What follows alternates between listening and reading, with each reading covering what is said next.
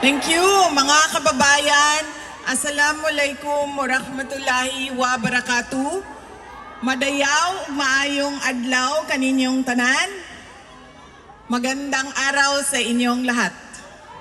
Unahin ko po muna ang aking mga pagpapasalamat. Una po, ang pagpapasalamat natin sa Diyos dahil binigay niya sa atin ang araw na ito para tayo ay magsama-sama para sa pagmamahal natin sa ating dating Pangulong Rodrigo Duterte.